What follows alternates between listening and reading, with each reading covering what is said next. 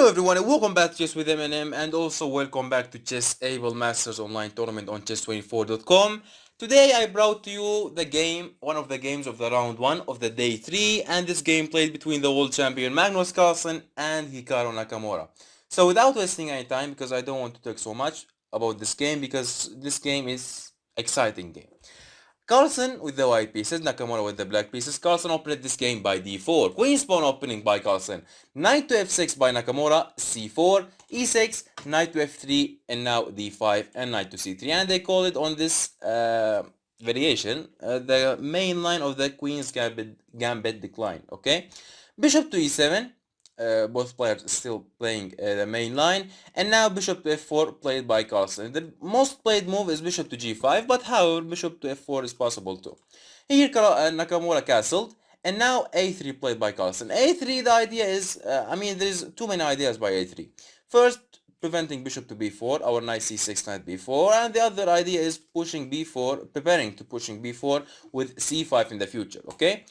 Knight b to d7 played by Nakamura, and here Carlsen started the action by knight to b5. Started the action on the move 7 by knight to b5, attacking the pawn on the c7. Nakamura here protected the pawn, knight back to e8, protecting the c7 pawn, and now e3. I want to develop this bishop. D capture on c4 played, bishop capture on c4, and now c5 hitting the center. Pawn capture on c5 played by Carlsen. a6, please move your knight away, and Carlsen said welcome. Knight back to d4 played by Carlsen, and now bishop capture on c5 by Nakamura. Carlsen here castled, and now queen to e7 played. Queen to e7, the idea is clearing the d8 square for the rook to comes in the future into the d8 when I move this knight into the d6 or to the f6, and the rook on the d8 will be so useful on this open file. Okay, queen to e7 played, and now Carlsen played rook to c1. Rook to c1, beautiful move, typical move, developing the rook on the open file. And Nakamura here didn't play the best move at this position. Nakamura here played bishop to d6. Bishop to d6 wasn't the best move, and the engine says that this move was a mistake by Nakamura. The best move here that the engine says is e5. Now the idea by e5 here, if you saw this move for the first time, that probably you will see that you will say that the white trap it. The idea here that the white can simply play bishop to g5, and the idea that you don't have f6 because simply the f pawn pinning with your king. Okay, now bishop to g5, moving the bishop away from the thread with a threat. And the best move here for the black is playing knight d to f6, and then I can move this knight away into the e2 or into the b3. Okay, so e5 was the best move at this position, but Nakamura missed that idea. Why? How? I don't know. But Nakamura here simply played bishop to d6. Bishop to d6 played by Nakamura, and here Carlsen played bishop to a2. It seems like a strange move, but Carlsen here preparing to so tricky trap, and we will see it in the next moves. Okay, bishop to a2 played by Carlsen, and now knight d to f6, developing the knight. Okay, Carlsen here played knight to e5. I want to develop my knight too, and also I want something, another thing, except developing the knight. Here after knight to e5, Nakamura blundered. Nakamura here blundered a big blunder. How he missed that idea, it's it's not that hard idea to see, and also it's however Nakamura blundered. Okay, and Nakamura here played knight back to d7. And now why this move is blunder? Here I want you to pause the video for a couple of seconds and try to find why knight to d7 was a blunder by Nakamura. If you found that move, congratulations, you are so good player. If you didn't find that move, no problem, you are good player too. The move which Carlsen played and the move which Nakamura missed at this position is knight d to c6. Knight d to c6 knight d to c6 was unexpected move by Carlsen to Nakamura. Why?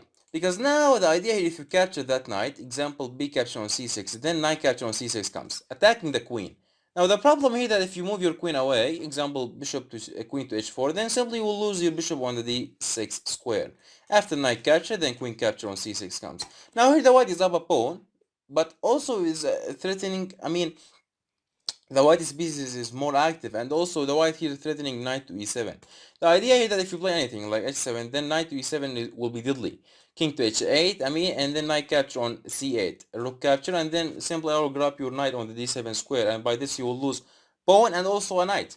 So for this reason here, after knight d to c6, Nakamura declined that knight, and Nakamura he simply played queen to h4. Queen to h4, he said, okay, I moved my queen back, so now he has to move his knight back. But Carlsen said, no, we don't moving back. Don't get, yeah, we don't moving back. Bishop to g3 attacking the queen. Queen to g5 played by Nakamura, please just let my queen alone, but Carlsen said no, h4 attacking the queen again. Queen to f6, please just let my queen alone. I mean, capture that bishop and let my queen alone, but Carlsen said no, knight to g4 attacking the queen again and again and again. Queen capture on b2 played by Nakamura, and now bishop capture on d6. B capture, bishop capture on d6, yeah. B capture on c6 played, and now rook to c2. Rook to c2 attacking the queen, also protecting the bishop. Bishop, queen back to b5, and now bishop capture on f8, knight capture on f8, and after all of this party, Nakamura, or sorry, Carlsen is up on exchange, okay? I mean, yeah, this is the chess. However, here, after knight capture on f8, of course, Carlsen here has a huge advantage because he's up in exchange and his piece is more active than these four pieces in the back rank. And here, for a reason that I don't know, Carlsen played h5. I mean, h5 was a mistake by Carlsen, wasn't the best move. However, Carlsen still has the advantage. But I mean, h5 wasn't the best move. What Carlsen saw exactly, I don't know. But the problem here that the best move for the black is grabbing that pawn, but Nakamura didn't. I mean, Nakamura didn't capture. Nakamura didn't capture that pawn, and Nakamura he played h6. I mean, what are these players seeing? I don't know. But however, h6 played by Nakamura. I mean, h5 was a mistake. Also, h6 was a mistake. What is going on here? I don't know. h6 played by Nakamura. What the idea? I don't know. Queen to f3 played by Carlsen, putting a pressure, developing the queen, also putting a pressure on the c6 square. And now queen capture on h5 played. Now queen capture on h5. After queen to f3. After now because queen to h5. Now the queen let the. I mean now the. However, queen capture on c6 played now. Queen capture on c6 played. The idea that if you grab my knight, then you will lose your rook.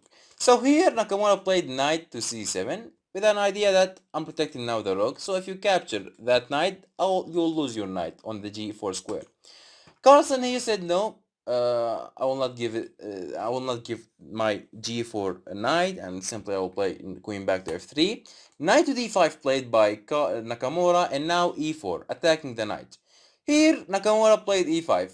E5 was a blunder actually, but however, I mean Nakamura's position is so hard, and I mean there's nothing to do here.